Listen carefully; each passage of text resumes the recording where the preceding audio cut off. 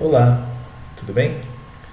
Aqui é o professor Ricardo Pasco, da Universidade Federal do ABC. Essa é a nossa última aula do curso de Introdução à Física Nuclear.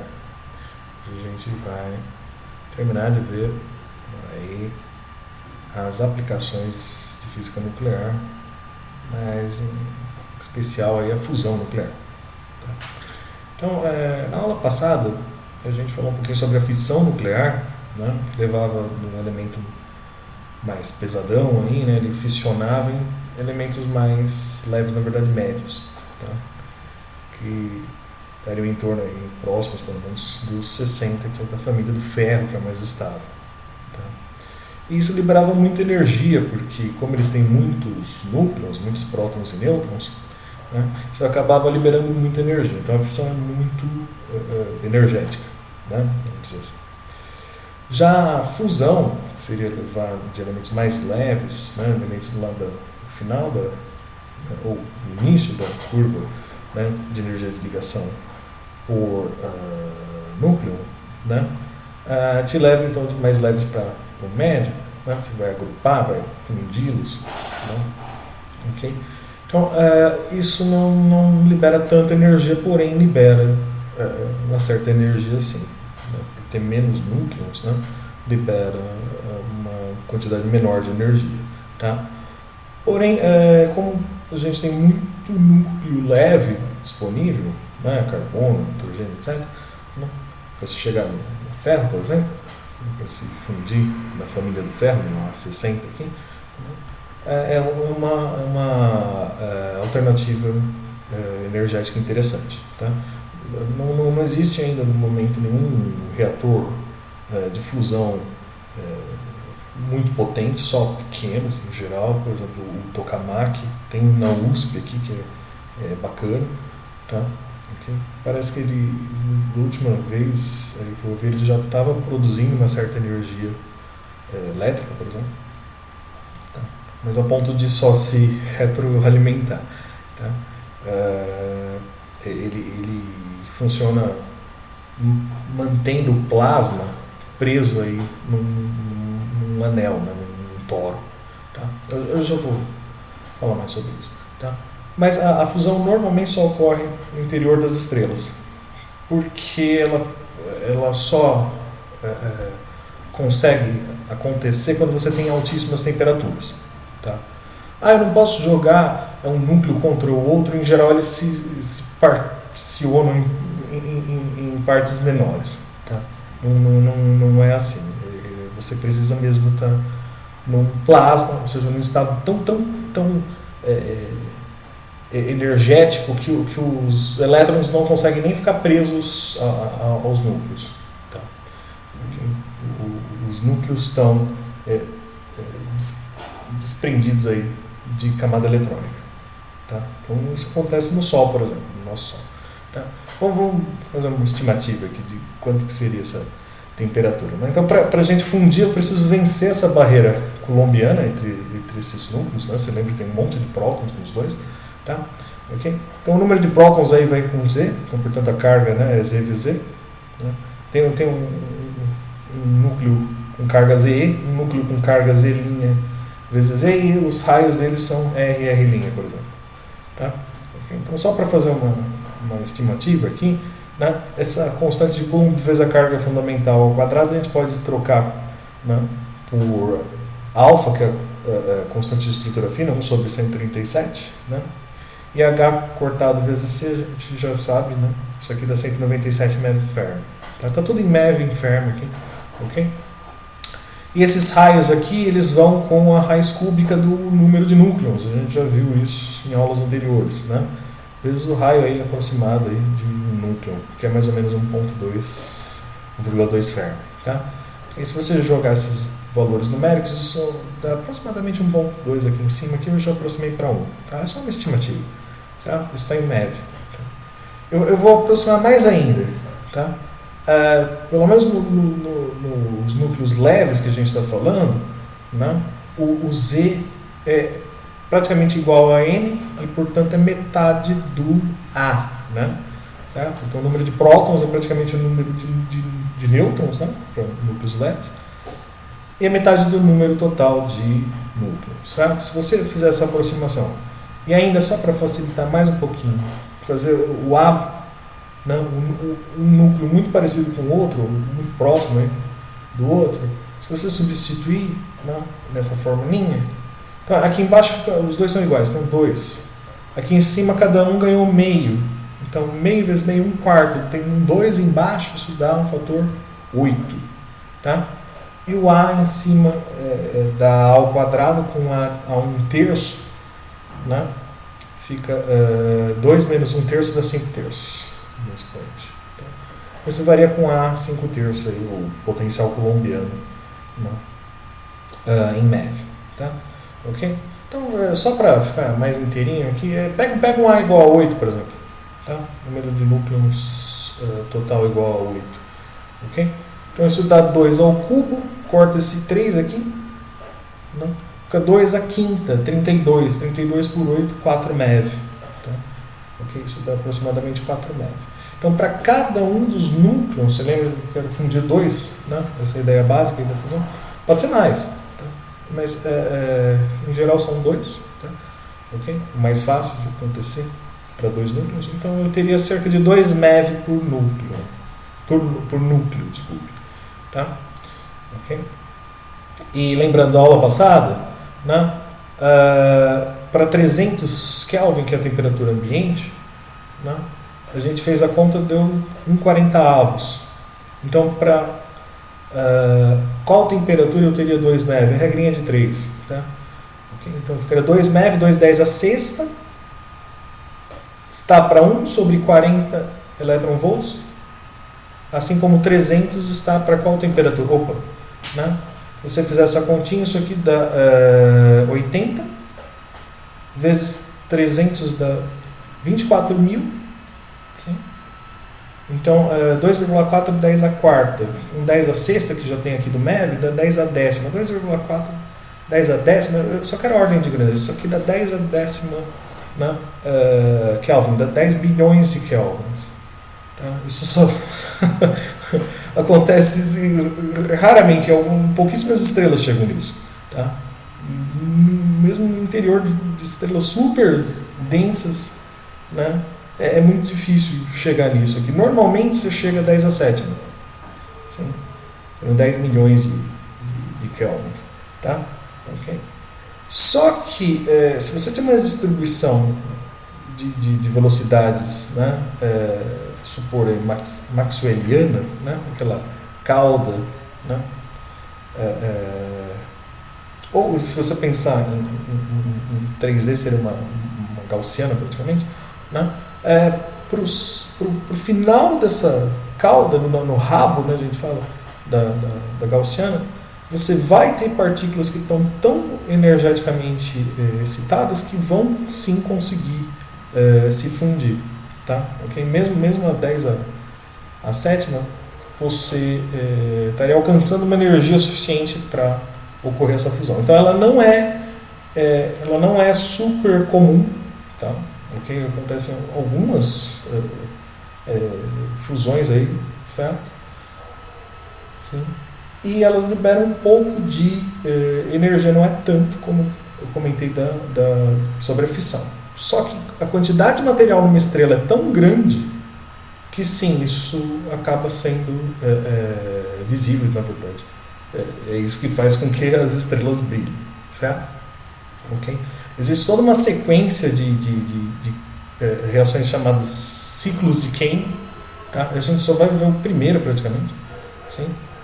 Que é o ciclo próton-próton, é a parte 1 desse ciclo próton-próton, tá? Okay. Que foi sugerido aí, né, em 39 por Hans Bethe. Tá?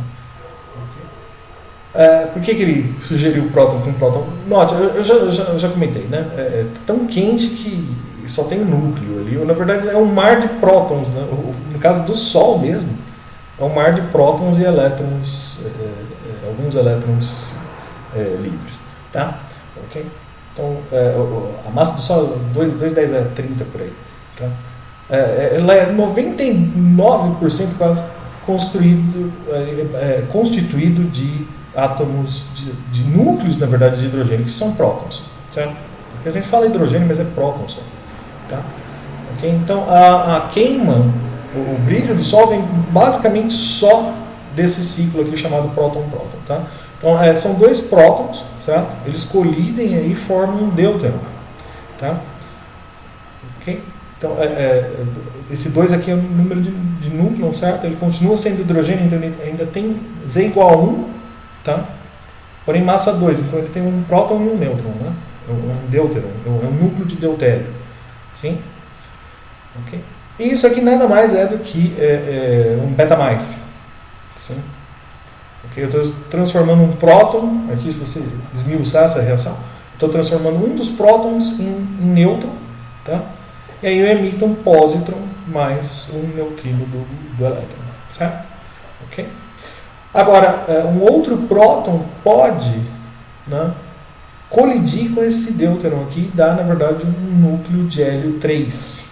E isso libera um gama, e é justamente esse gama aí que é a radiação eletromagnética que a gente vê sendo emitida pelo Sol, tá?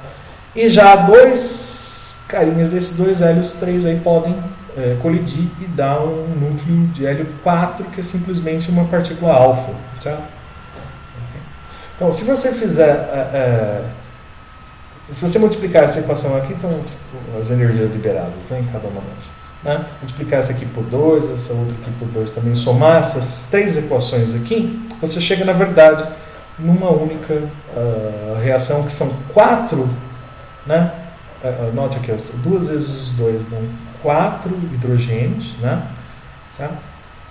Hidrogênio 1. Tá? Mais 2 hidrogênios dariam 6 hidrogênios 1. Só que tem 2 desse lado aqui, então por isso que sobram 4. Tá? Os hélios 3 se cancelam. Sim. Sobra então um hélio 4. Já está aqui, ó, um hélio 4. E as outras equações aqui, 2 pósitrons, 2 neutrinos mais 2 fótons. Tá? Okay? Então o valor final aqui dessa continha é de 24,68 MeV. É só fazer a continha aqui, 2 vezes 42, vai dar 0,8 aqui, ó, mais 11, né? Ok, então 11 mais essa aqui dá mais 11 dá 23,86 mais um 0,8 aqui, né? Dá 24,68 certinho, tá? Ok, deixa você fazer essa continha. Legal, né? Por que libera mais nessa reação aqui também? Porque isso aqui está te formando um núcleo super, né? Super fechado, camadas fechadas, duplamente, né? Um núcleo duplamente mágico, lembra disso, né? O L4, partícula alfa, né?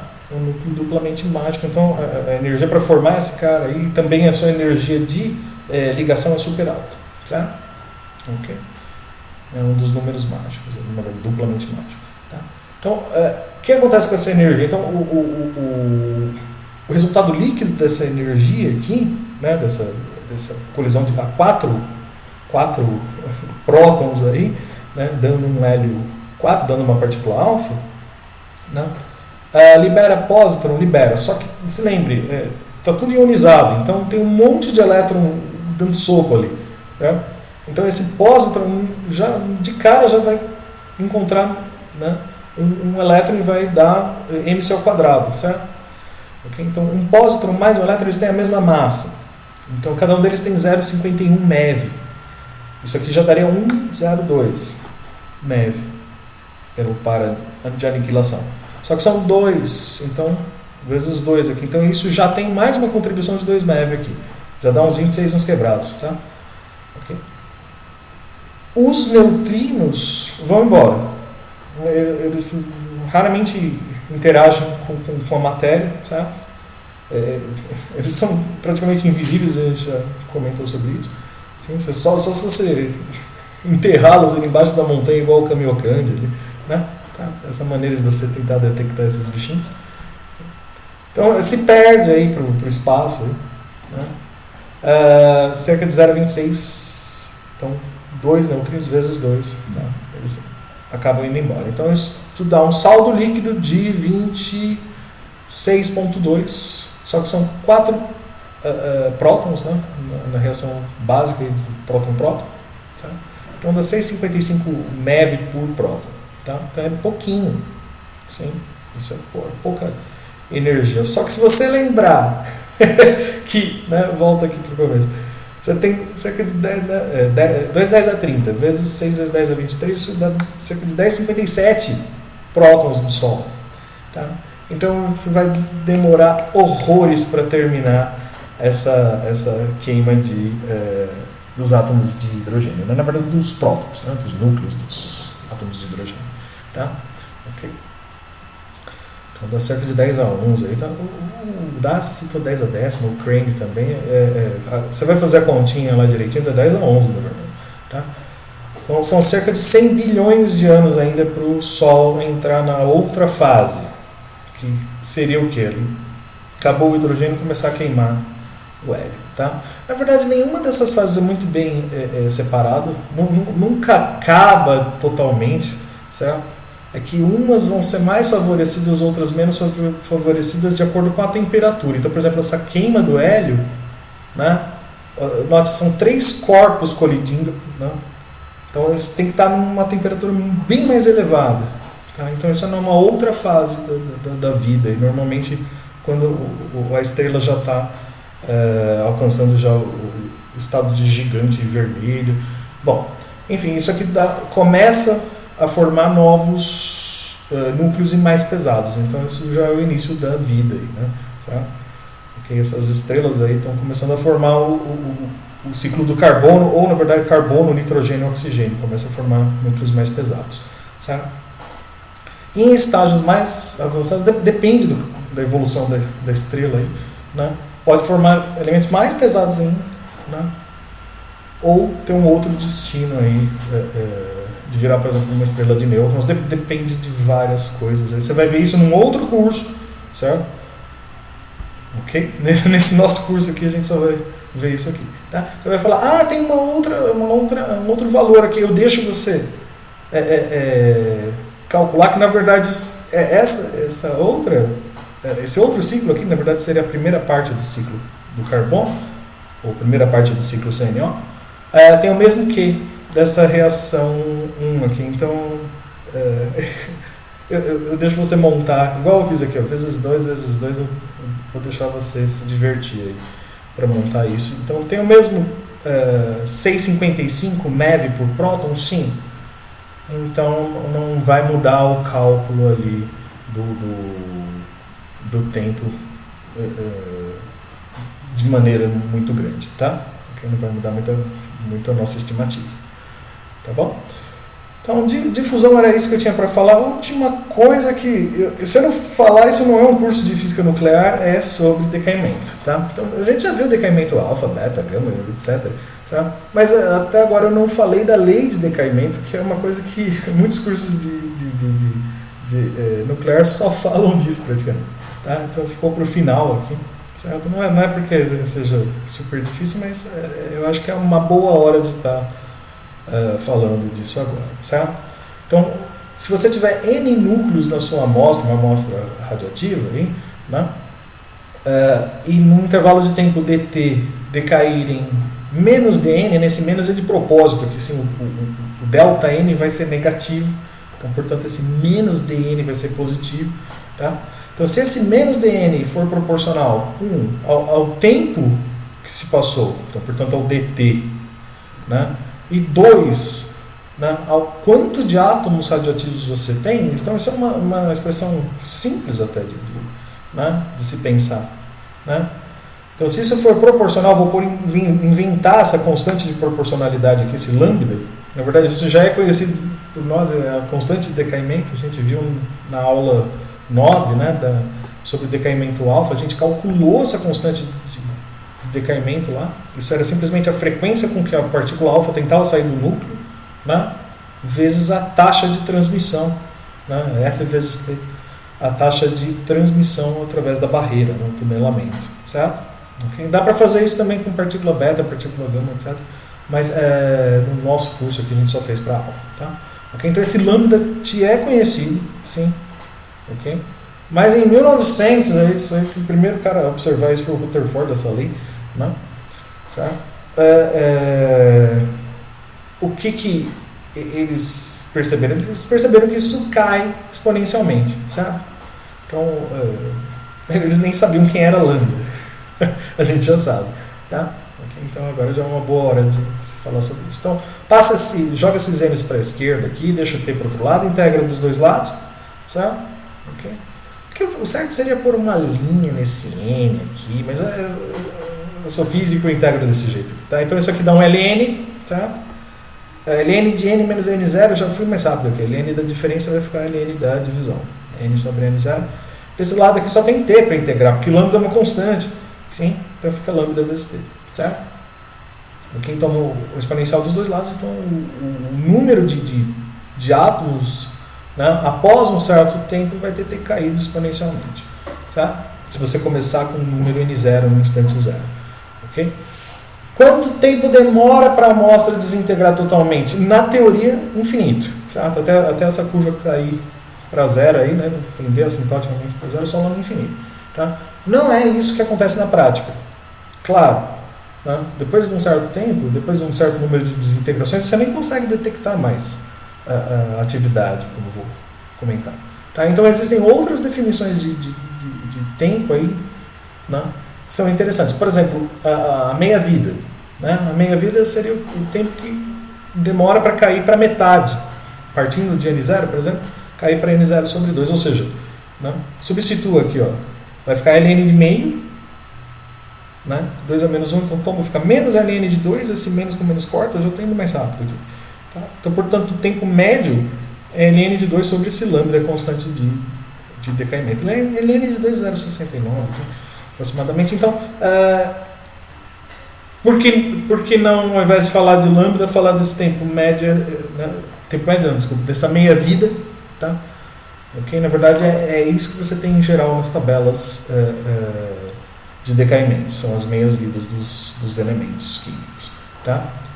Outro número interessante seria, na verdade, o inverso do lambda, a gente já usou isso, na verdade, na aula 9, tá? Okay? Que é a vida média. Tá? Então, a vida média e o tempo médio, a questão é só o 0,69. Então, é um fator 0,69. Tá? Então, cuidado só para, se você quiser ser muito preciso, né? Cuidado para não trocar a vida média por meia-vida. Tá? Okay? Mas a vida média é simples, é simplesmente o valor médio, o valor esperado aí, né? De T sobre esse decaimento. Tá? Eu deixo você se divertir. Bom, essa integral aqui de baixo é super rápida. A integral da exponencial é ela mesma, né? Sim, vai ficar menos 1 sobre lambda, então lambda a menos 1 aqui. Tá? No zero dá 1, então vai ficar menos com menos mais 1 sobre lambda, no infinito dá 0. Certo? E essa integral aqui de cima você consegue obter pela de baixo, aqui é só derivar. Sim. Ou você olha numa tabela, tá? Mas esse tal aqui a gente já determinou ele antes, a gente já comentou sobre ele antes, certo? Ele é inverso aí, o recíproco do lambda, tá? No entanto, às vezes você tem a atividade, que seria o número de desintegrações por tempo, tá? Por unidade de tempo, tá? Ok? Então você define isso como o módulo aí, né? Portanto, a variação positiva aí das desintegrações por tempo, tá? E se você olhar lá para trás, né? Isso dn dt, na verdade é lambda vezes n. E como n0 e a menos lambda t, a gente pode chamar isso aqui de A0, né? Ou seja, é a atividade no instante zero, certo? É o que eu defini aqui, tá? Ok? E a atividade era muito usada, esse conceito aí, atividade, né, de desintegrações por segundos, por minutos, era muito usado na época ali do casal Curie, né? Por exemplo, o rádio, né, o termo radioativo vem daí. O rádio 226, em específico, ele tem uma vida mais ou menos aí de 1.600 anos. Tá? Okay? Se você substituir então aqui embaixo, né, o tempo meia vida, né? Então 1.600, 1,6 10 a terceira. Né? Se lembra, o ano tem 365 vezes 24 vezes 60 vezes 60, isso aqui dá aproximadamente 3,15 10 a sétima. Tá? Com o log do 2 ali na base E, né, isso dá 1,4 10 a menos 11. Certo? Lembrando então também que você tem, a atividade é o produto, ó, é o teu lambda vezes o n0, né? Então, lembrando que, por exemplo, no instante zero tinha 1 grama, digamos, de rádio, né?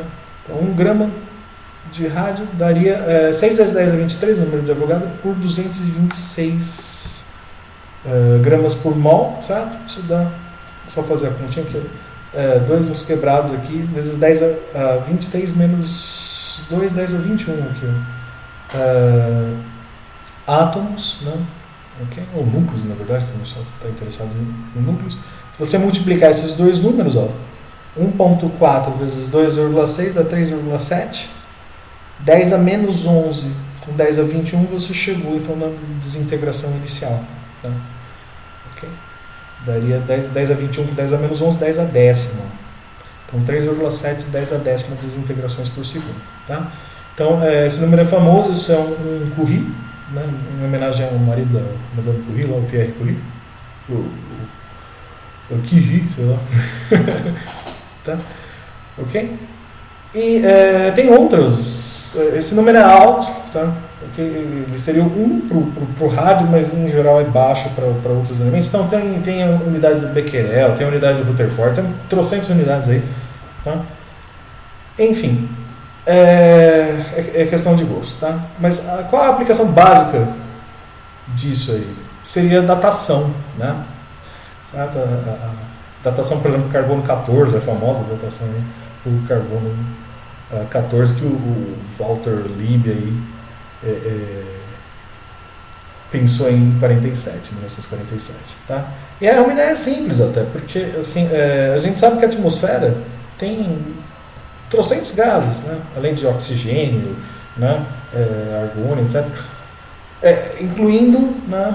Gás carbônico, metano, etc. Então, incluindo gases que possuem átomos de nitrogênio e carbono. Tá? Só que a atmosfera está o tempo todo sendo bombardeada aí por raios cósmicos. Né? Tem raios de altíssimas energias aí que atingem a atmosfera, e esses raios, depois de atingir essas partículas, aí, acabam produzindo partículas um pouco menos energéticas. Tá? Um dos exemplos aí, né, é que você produzir uma partícula então, menos energética, seria um nêutron lento, né? Esse nêutron lento ser capturado aí por um átomo de nitrogênio. Tá? E aí ele forma um isótopo, que é o isótopo do carbono, o carbono 14. Tá? Okay? O carbono 14 tem meia vida aí de 5.730 anos, né? E ele decai por decaimento beta. Tá? Na verdade, ele emite um elétron. O que você está vendo aqui? Né? Certo? Você está vendo um nêutron, né, virar um próton, mais o elétron, mais o antineutrino do elétron, a gente já falou sobre isso antes. Certo? Okay? Só que tanto o carbono 12 quanto o carbono 14, eles podem formar o dióxido de carbono, gás carbônico. Certo? E isso aí, na verdade, é o alimento aí de quase todas as plantas, né, certo? De muitos organismos vivos. Certo? Então, eles vão ingerir tanto 12 quanto 14. Lógico, o 12 tem muito mais. Tá? Não é todo átomo que virou 14. Né? Mas essa proporção, né, depois que o animal morre, a planta morre, vamos pegar o exemplo da planta, né? Essa proporção começa a mudar, né? Porque o átomo 14 começa a cair, né? Sim, e o 12 mantém. Tá? Então, enquanto ele estava vivo, ele continuava tendo a mesma proporção. Ele continuava ingerindo aí a mesma proporção devido à atmosfera. Lógico, supondo que a atmosfera não mudou. Né? Okay? Porém, né? Depois que o organismo morre, começa a cair. Tá? Então, se você souber a proporção na tua amostra morta, ali, no fóssil, certo? E num ser vivo, por exemplo, uma planta viva, né? Okay? Se você comparar esses dois, você consegue determinar o tempo dessa amostra, o tempo desse fóssil. Tá? Okay? Então, dando exemplo, por exemplo, um pedaço de madeira, né, já morreu, certo? Com cerca de 50 gramas aí, ele emite né? Você vai vendo os betas saindo, os elétrons saindo ali, 320 betas por minuto aí, né? Estão sendo emitidos, tá? E já numa planta viva é cerca de 12 desintegrações por minuto por grama, ok? Então, se você multiplicar 50 vezes 12 aqui da tua amostra, isso dá uns 600, certo? Então, 600 seria o teu valor inicial, e ele caiu para 320 aí depois de um certo número de anos, certo? Ok? Então é isso que a gente vai usar aqui nessa forma. Eu já vou acelerar um pouquinho, por exemplo, o A igual a 0 e A menos lambda T, certo? Se você inverter, que passa dividindo, toma ln dos dois lados, etc. O tempo, então, fica 1 sobre lambda ln dessa razão aqui que eu acabei de falar, né? Do 600 por 320. Está aqui já, ó. 600 por 320, dá cerca de 2. Tá? Eu tenho que usar ln? Na verdade, não. Na verdade, quando você tem a meia-vida, né? Quando você tem, por exemplo, eu tenho a meia-vida do carbono 14, desculpa, né? A meia-vida, você lembra, 1 sobre lambda é t sobre ln de 2. Sim? Volta lá para trás que você vê isso. Então vai ficar ln dividido por ln. Na verdade, isso dá log na base 2, né? Certo? Opa, dá log na base 2. Quase sempre é mais fácil trabalhar com log na base 2. Porque isso corre com 2 elevado a uma certa potência. É mais natural, quando você está falando da meia-vida, trabalhar com 2 elevado a uma certa potência. Tá? Então, olha como ficou mais fácil a fórmula, certo? Então, esse T aqui é 5.730, né? É a meia-vida do carbono 14. Aqui eu já tinha falado, né? Isso aqui da log de 2 na base 2 é praticamente 1. Sim. Então, isso é muito próximo dos 5.730, na verdade, dá 5.196 anos nesse exemplo. Tá? Então, tem lá para você fazer um exercício desse tipo aqui. Tem o outro lá que você vai calcular, né, por quanto tempo o Sol ainda vai brilhar. Tá? São 2 exercíciozinhos só para fechar aí fácil a nossa última listinha. Tá bom? Então, obrigado por vocês terem assistido aí as aulas. Aí. Eu sei que não é fácil assistir um curso online aí, né? Tá? Mas é o que a gente consegue fazer agora durante a pandemia. Tá bom? Então, valeu, até a próxima. Tchau, tchau.